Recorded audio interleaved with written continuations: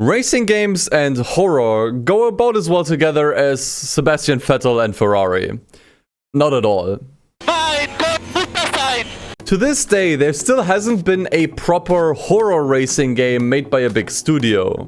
Which makes sense. Most people play racing games for the competition.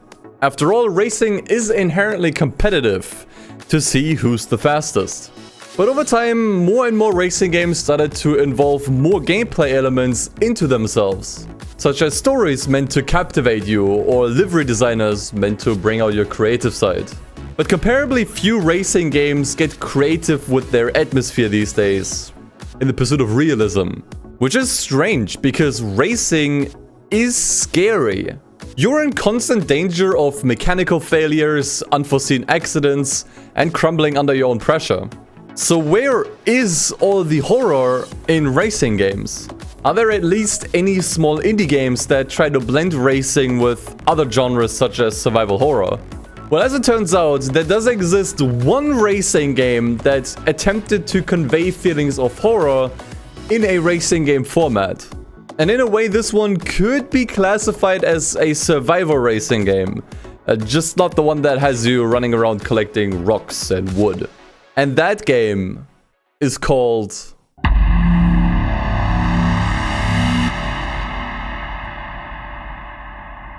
Released in 2018 by Refract Studios, Distance is a fairly straightforward racing game with acrobatic gameplay elements on paper.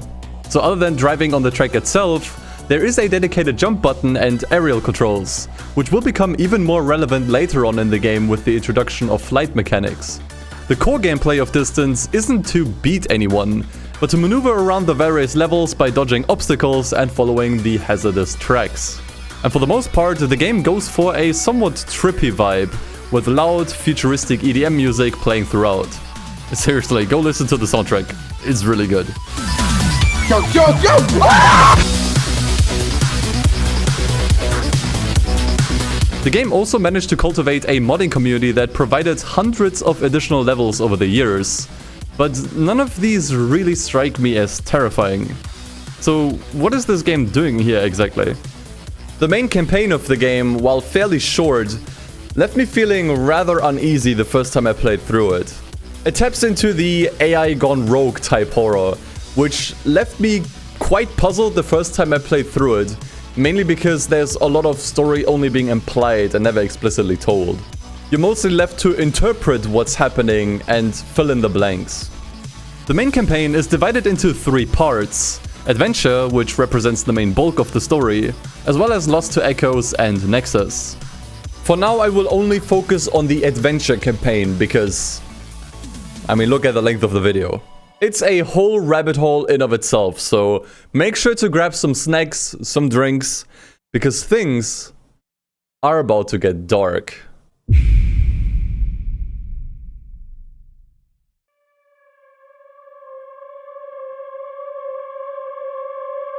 The game opens with various shots depicting pipes, or perhaps large cables, lighting up throughout the scene.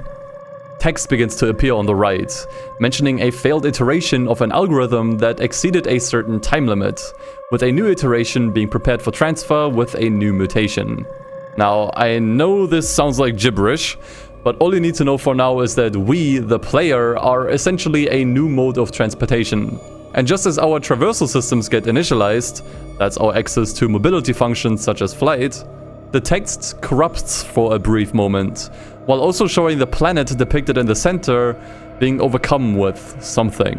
When the text comes back, we can see that all of our mobility functions have failed, but the transfer proceeds regardless. That transfer is actually someone's consciousness, presumably the player's, being uploaded to the vehicle.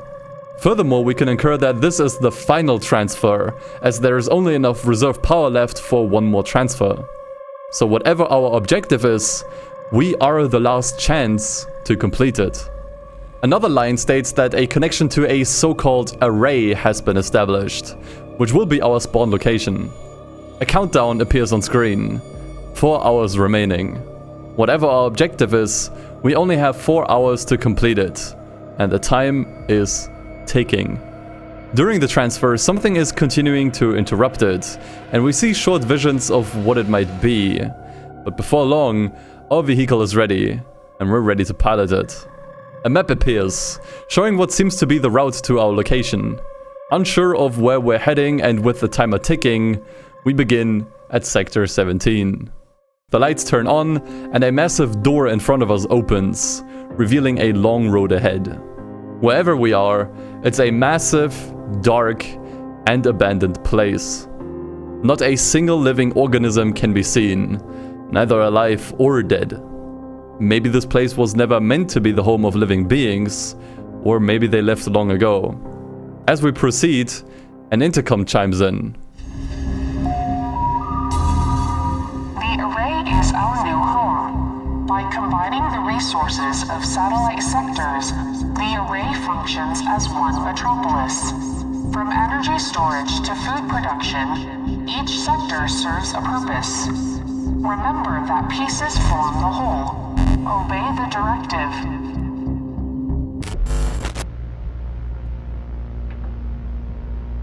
What this directive is will never be explained. But we do learn that the array is some form of self-sufficient space station, made up of several sectors that each provide resources such as energy or food, making it a livable space for the humans that decided to leave Earth in favor of living on the array. Knowing that this place was meant to inhabit humans, or at least some other form of livable beings, makes the emptiness even more eerie. While not every sector necessarily needs to be inhabited, it was the place that our consciousness got transferred into the vehicle. So having at least some form of supervision would make sense. But for now, we keep driving, where the basic mechanics will be explained shortly after, namely the boost and how overusing it will overheat the car. But passing checkpoints on the road will cool it down. We pass by a hologram that states, "Remember her," depicting a picture of Earth underneath. Another hologram on the other side tells us that the sector we're currently in, Sector 17, is a transit sector. Each of the sectors all have a dedicated purpose, like the intercom mentioned before, and these will become more crucial to survival the further we get. Alert. Fatal oxygen levels present in this sector. Evacuate immediately to the nearest quarantine zone. This is the first sign of things having gone wrong on the station. The oxygen level warning and order to evacuate indicate that some of the underlying systems of the array have been sabotaged. But by who, why, and for how long isn't exactly clear yet. As we continue, we reach one of the outer areas of the sector, allowing us to catch a glimpse at planet Earth for a moment, confirming that the array isn't all that far apart from it. As we head back in, we can see some trains passing by, the first sign of life still being present on the station, perhaps evacuating as we speak. However, since we cannot see into the trains, it's unclear whether that is the case, or if the trains are simply on an automatic cycle. The intercom chimes in again. Warning. Infection status of sectors 11, 9, and 8 cannot be determined. It mentions an infection being present on the array, and potentially having infected multiple sectors which we will have to pass in order to reach our objective. Next we move into the transporter to get us to Sector 16. This section is the power reserve, and presumably the only reason we managed to spawn onto the array in the first place. It's here where we finally get an answer to the 4-hour countdown that has been tirelessly ticking away at the back of our car. The intercom references another teleporter, one that leads back to Earth, which will open up by the time our countdown on the car hits 0. So with that in mind, perhaps that's our primary goal. The map we saw in the beginning also showed a certain symbol which we can now conclude stands for the Earth teleporter. But why have we been brought here just to escape back to Earth? To be fair, it's not exactly clear who we are and where we came from. But for now, our primary mission is to reach said teleporter before the countdown runs out. Presumably because the teleporter can only remain active for a short period of time. As we have already established, the power resources on the station have already as good as run out. But the intercom relays another relevant piece of information, and it's that all non-essential power will be rerouted to the first sector, since that is where the teleporter is. As we make our way through Sector 16, we regain the ability to jump, which we can use to hop over small ledges, among other things. However, something is not quite right. The name of the level is called Diversion, and on the way we notice a few structures looking somewhat out of place. While the previous sector was mostly colored in predominantly blue and green colors, this one sporadically uses orange lights. It's also the first time we encounter very deliberately placed obstacles, sometimes even appearing right in front of us. Someone or something is trying to stop us from reaching the teleporter.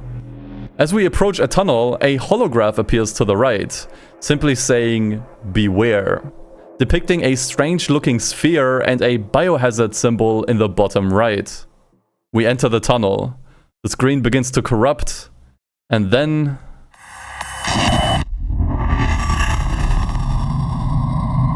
something knows we're here and has direct access to our consciousness.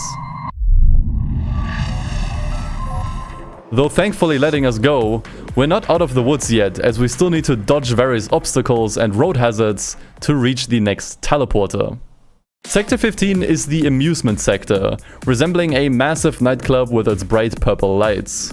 Honestly, not much to gather here on this sector, but having to take a detour through an adjacent tunnel has us passing by a hologram that reads "Salvation in Science." Which brings up the question, salvation from what? Could the array perhaps be a retreat for humanity? What exactly happened on Earth that humans felt the need to move to a space station that's right next to Earth? What exactly happened on Earth that humans felt the need to live on a space station that's right next to the planet?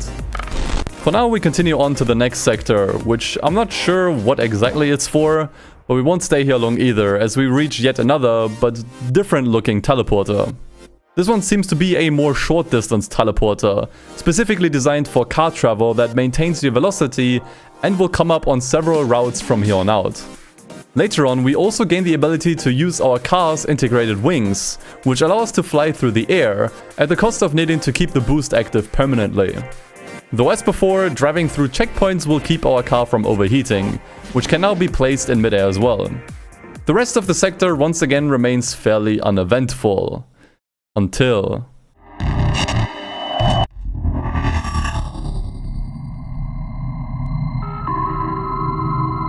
Teleportation sequence to Earth initiated. Opening in 6, 5, 0, 7, 8, 2. We see another vision, similar to the one from before, yet depicting something different. Based on the holograms in front, this could be a vision of us reaching the Earth teleporter. A distorted vision of the intercom appears, with a pitched down or perhaps even entirely different voice. It mentions that the teleporter will open in 6, 5, 0, 7, 8, 2, which is not at all related to the countdown. Instead, this exact sequence of numbers appears on the back of our car where our countdown used to be. So, how is this number related to us? Before we can begin scrambling for answers, the vision ends and we once again keep making our way to the next sector. We briefly pass by a hologram warning us of damages on Sector 11, but for now we move on to Sector 13, the Industrial District. As we arrive, the intercom delivers some very important information regarding the array and the humans that worked on it. We learn that the Distance Project... oh my god guys, that's the title of the game, holy shit! ...was an attempt by several researchers to make a living in other solar systems possible. Whether the goal was to reach other inhabitable planets, or to build self-sufficient space stations across the galaxy, or maybe even both, isn't really clear. But what the intercom does imply is that Earth has become uninhabitable. It preaches to remember Earth, to learn from it, and to go beyond it, referring to Earth as her. There are two possible interpretations you could draw from this. Either humans have destroyed Earth and are encouraged to remember the tragedy, learn from their mistakes, and reach greener pastures. Or alternatively, humans have been driven away from Earth due to circumstances out of their control. and should simply remember Earth as an ideal world, learn from its ecosystem, and achieve a life where tragedies such as natural disasters won't occur again. There might as well be some overlap between the two, and it's not entirely confirmed yet that all human life has been erased from Earth. The only thing we know for sure is that we must press on if we want any answers to our questions. Unfortunately, we are forced on another diversion, though this one seems to be instigated by the being from earlier.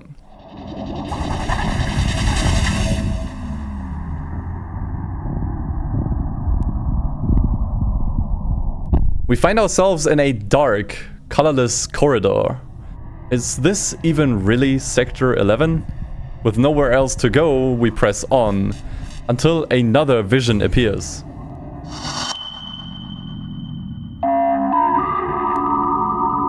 Earth is behind us. Remember, learn, go beyond. The path ahead gives us purpose. It's becoming harder to say whether the distorted intercom is the being talking to us directly, or simply replays of previous intercom announcements. Though despite repeating mostly the same beats, the different tone gives it a more sinister feeling, like Earth has been deliberately destroyed. It's also specifically not using the word her anymore. You're supposed to remember, learn and go beyond, but not from Earth. In fact, the way the intercom says that Earth is behind us feels less matter of fact, like that Earth is watching us from behind, but more ominous. Like whatever happened on Earth, whatever we did, it is behind us and shall not be spoken of again. One more detail we can deduct from this vision is that for a brief moment at a time, other cars just like ours appear next to us.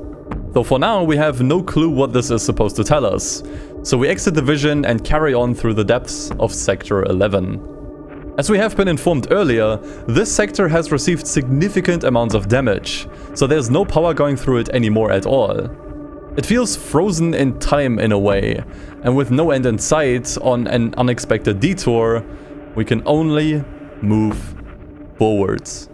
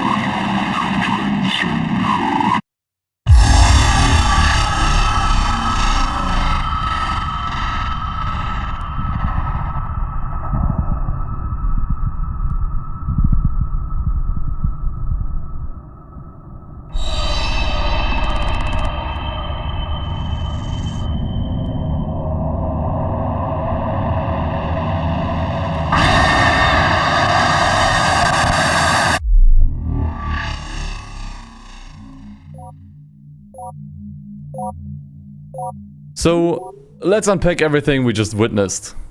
As soon as the vision begins, the countdown briefly gets replaced with the word remember we have already seen referenced several times by both the regular intercom of the array and the being that has been causing all of our visions and obstructing our path. As we move on, small tubes begin to appear around us, making it seem like we are driving through some kind of cable. The lighting begins to turn red and we hear distant cries of a woman, potentially saying, "Wake up." It's quite hard to make out, but that's what I vaguely heard. As our vision worsens, the corrupted intercom chimes in again, though I'm convinced that it is not a corrupted intercom speaking to us anymore, but rather the being itself that has taken control of us. Aside from the words "remember her" and "learn from her" we have heard before, it now also says to extinguish her, obey her, devour her, and to transcend her. Clearly indicating that this being wants to either erase Earth and all life that still resides on it, or take control of it altogether and infest it. This would mean that our trip to the Earth portal is actually a race against this being, as it wants to reach the planet before we do and the portal closes. This also explains the various road hazards and visions. It's all just a ploy to slow us down and prevent us from reaching the Earth portal before it does. We then see a depiction of us, or rather our car, being hooked onto various cables. Considering the voice of the woman we heard earlier when we were driving through what seemed like a large cable, maybe this could mean that the woman is related to us and was directly talking to us. Almost as if we have landed in some sort of coma and the cries of the woman are directly reaching our fever dream. Or alternatively, the woman could be a personification of Earth. Planet Earth has always been referred to as her, a female pronoun. And aside from the female-sounding voice of the intercom, it's essentially the only gendered character in the game. So one interpretation of the woman crying could be that the planet itself is crying out for us, wanting us to wake up and escape from the station, as it would close off the portal behind us, leaving the being isolated on the station. But it is also possible that this being is simply trying to use our lack of context against us by feeding us false narratives. Either way, we finally get face to face with this being, and can see that it looks exactly like on the various holograms we have seen earlier. This being is called the Archaic, and is presumably some sort of sentient virus, as indicated by the biohazard logo from before. The Archaic promptly sucks our car into itself before losing access to our consciousness, and as we come to our senses again, we find ourselves turned the wrong way, clearly showing that the Archaic has finally infected us as well, and can take control of us. The countdown timer reminds us that we only have a bit more than 2.5 hours left, and still 112 kilometers to go to the Earth portal. A task that will become more difficult now that the Archaic has taken more control over us, and by extension the rest of the station. We turn around and make our way to Sector 9. In here, the intercom confirms that an infection has taken place on this sector, as the Archaic will likely try to infect every sector ahead of us. In fact, it can also cause a system failure, as it removes our ability to fly, needing us to drive through the treacherous path ahead.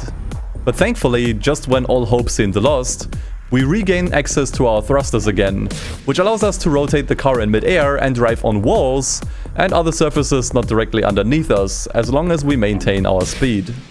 While we make our way through the sector, the intercom drops another piece of information on the current state of the planet.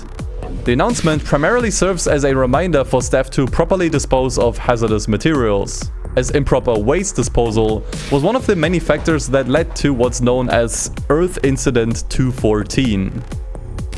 This mainly tells us two things.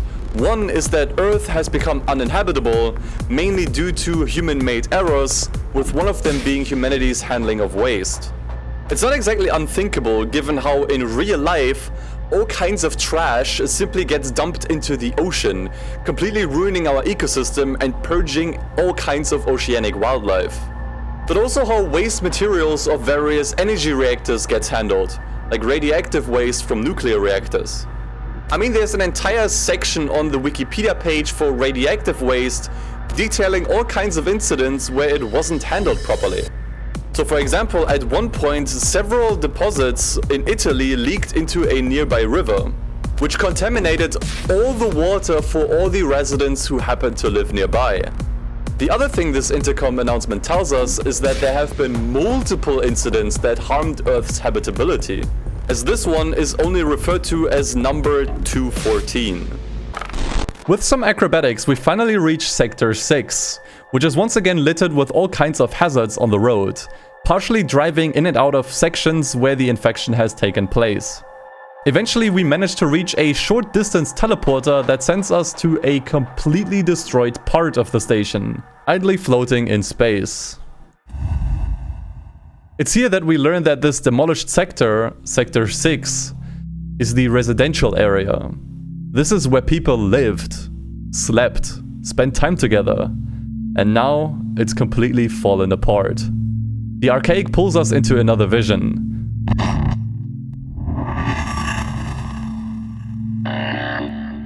Alert. Infection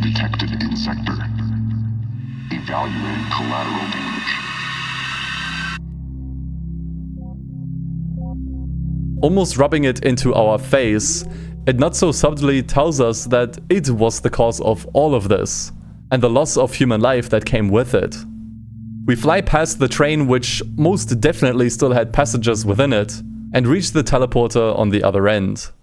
Just before we exit the sector, the array's intercom chimes in again to deliver another important piece to the puzzle.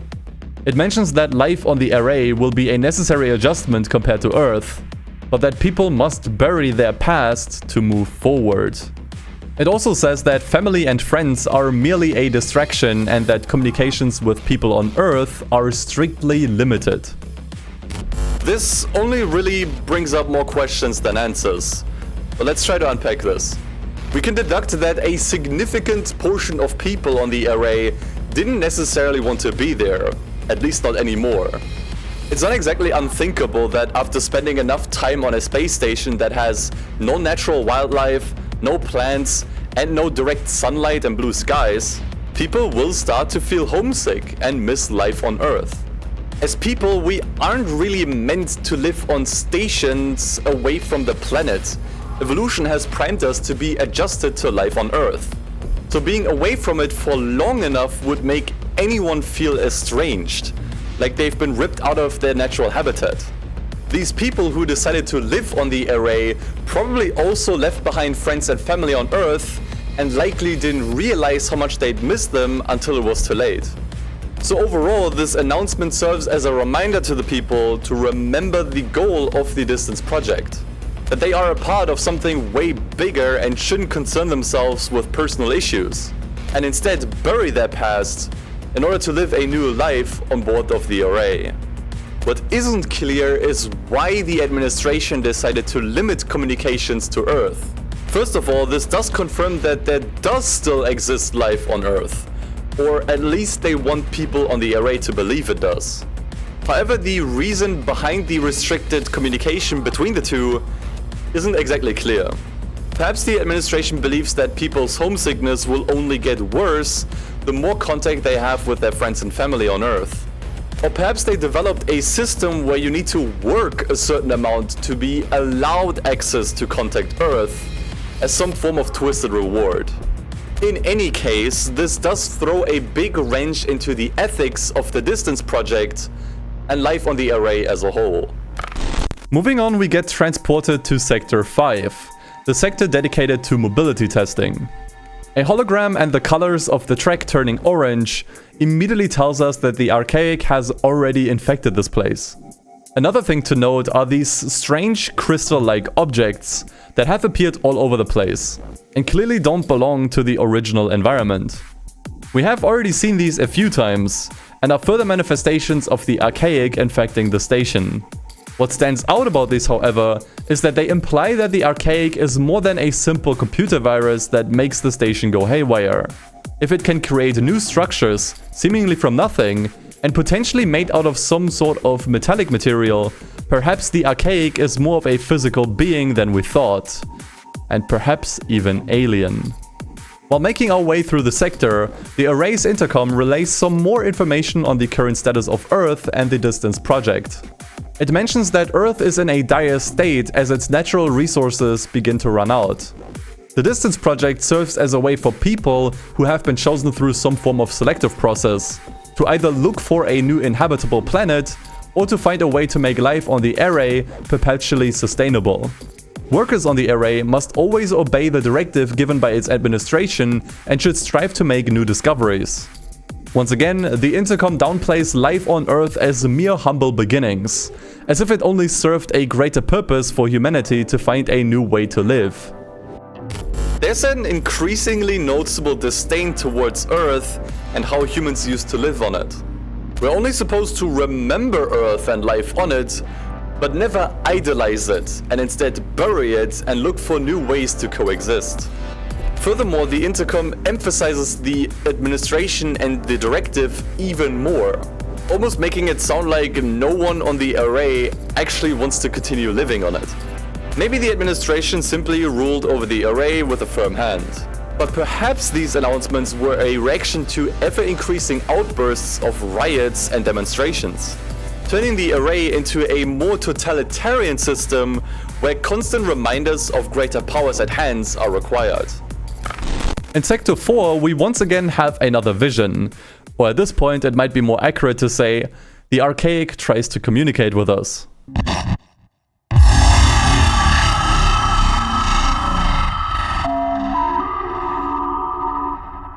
The Distance Project is our path to life and death. We aim to escape our loop and expand to new horizons. The Archaic is being very cryptic here, but from what we can decipher is that with we, the Archaic is not talking about us or humanity in general. Instead, the Archaic wants to use the Distance Project for its own purposes, as it is the gateway to life and death, as it explains. We already know that the Archaic wants to reach the Earth portal, so perhaps it wants to reach Earth to fuse or in some other way become a real living being, as it states that the project is their path to life and death. It's not exactly clear what this loop is it's talking about and why they want to escape it, but one possible interpretation could be that they refer to their existence as a loop. As I already outlined earlier, the Archaic may be more than a simple man-made computer virus, but instead could be something alien. Maybe the Archaic and its tribe can't die, as they can't manifest themselves as living beings, and thus have been around for eternity.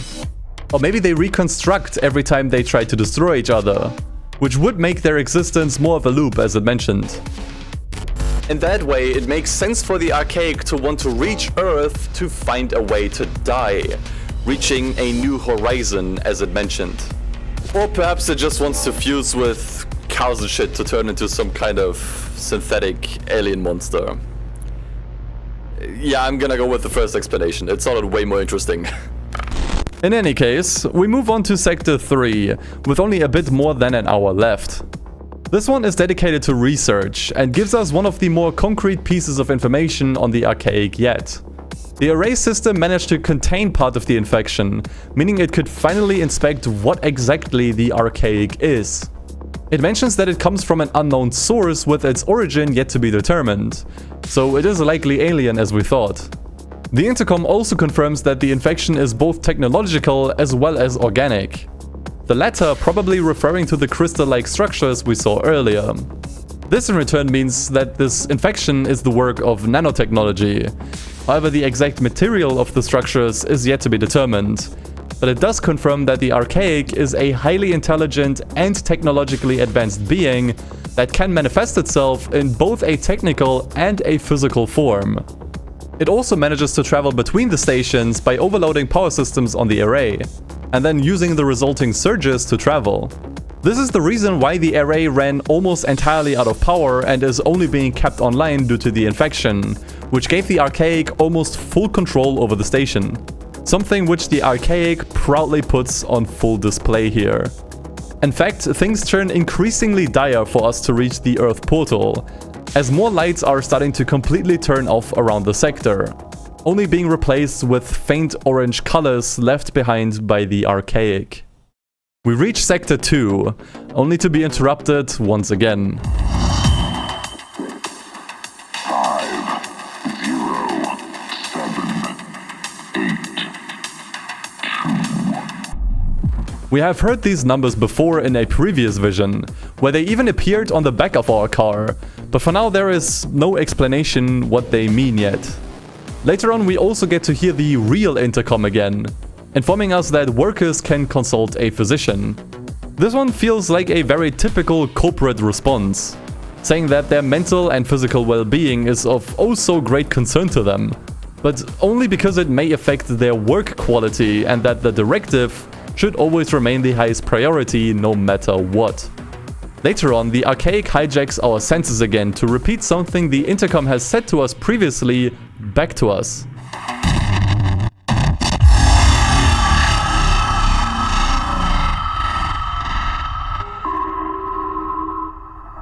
You have been chosen. As resources continue to fade, Deviation opens our door to reality. This is pretty clever because the context here is completely different. The chosen one in this case is us instead of the people aboard the array. As us being summoned to the array began the countdown to the Earth portal opening. The fading resources being mentioned might refer to the array's power net being gradually drained and infected by the Archaic. It also says that Deviation opens their door to reality, which is its way of saying by leading us astray and having us waste enough time, their door to reality, meaning the Earth portal, will be opened to them. After some time we finally make it to Sector 1, though unfortunately only one segment of it, namely Sector 1C. The first sector is for the administration, the ones leading the Distance project and ruling over the array. And we can see that the Archaic has also infected this one as well. Meaning the Archaic likely already reached the Earth portal and is waiting for it to open, trying to stop us by any means necessary. And as we make our way through the administrative sector, the intercom chimes in with what is quite possibly the most haunting piece of information yet.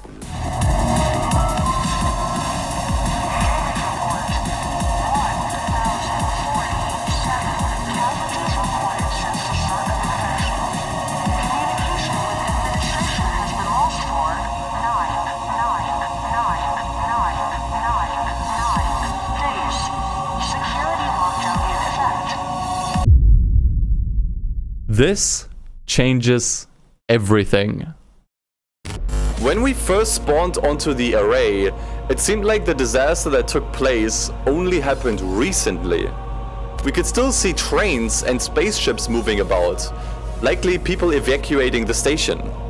But now we hear that the administration of the array has been gone for several thousands of years, with the station itself having suffered casualties in the 4 digits. This fact reopens so many questions we thought were answered previously. If resources on Earth were already dwindling while life on the array was still about, who's to say there's still any left at this point? After all, the array was humanity's last hope to save itself from extinction. And all personnel either died or left long ago before we even stepped foot on it. So what even is the point of all of this? Who or what summoned us here? And for what reason? With no answers in sight, all we can do is press on. The Archaic contacts us again in Sector 1B, reminding us that the portal is almost open. It also says that we should remember that pieces form the whole, and all paths lead to the door. This feels like a gaslighting attempt by the Archaic, trying to manipulate us that we are merely part of something greater, perhaps even better, but that we can still take any of the roads from here as they all lead to the portal, which is probably a lie to throw us off. Later on, the intercom confirms that the Archaic has successfully reached the portal, and that the entire chamber the portal is in needs to be purged to prevent it from reaching the planet. It's all futile though, as we finally make it to our final destination, Sector 1A, home of the portal to Earth.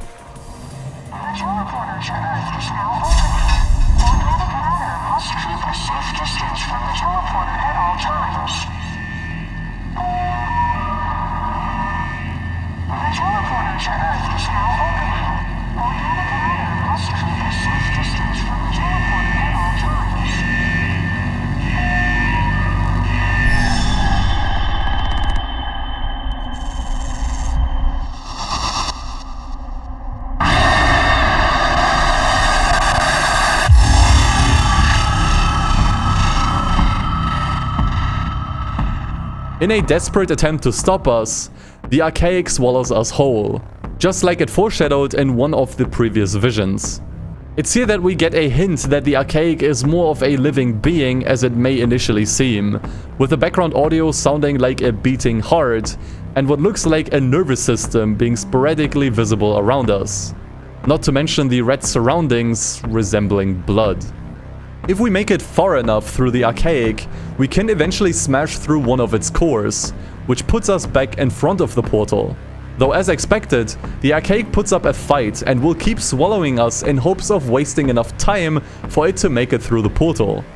If we can manage to smash 3 of its cores that way, the Archaic will sustain heavy damage. Though at this point, the countdown has reached its final seconds, with the Archaic still in front of us. If it won't fall now, we will be trapped here for all eternity, and the Archaic will infect Earth as it planned.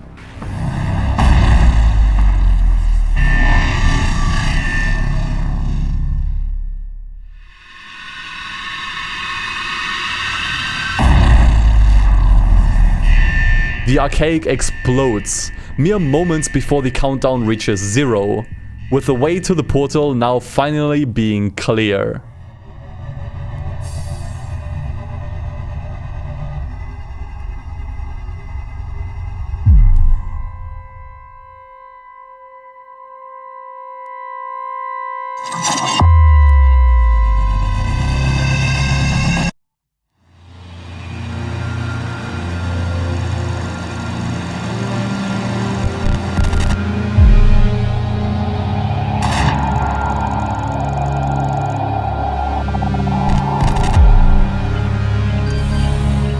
Sunlight, birds chirping, leaves falling.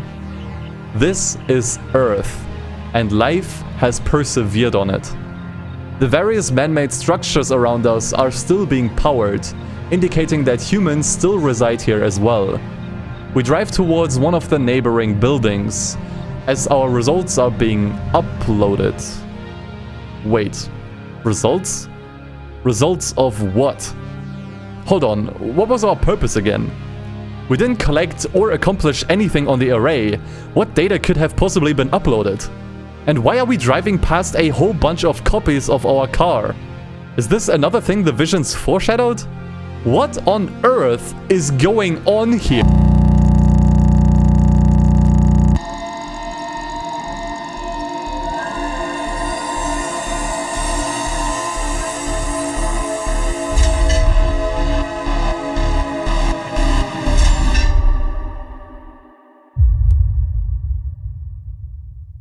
This was distance. But let's untangle that ending. Right when we reach the final room, text on the side pops up just like in the beginning of the game. We can see the same numbers that have been referenced time and time again. 650782. After certain results have been compiled, the text mentions the termination of an algorithm iteration. This must clearly be referencing us, as our car is just about to get destroyed right in front of us. It also refers to a completed candidate, with our results being compiled from various factors, such as how much collateral damage we caused, or whether or not we completed our goal in an acceptable time window. It concludes that we have achieved a satisfactory fitness level.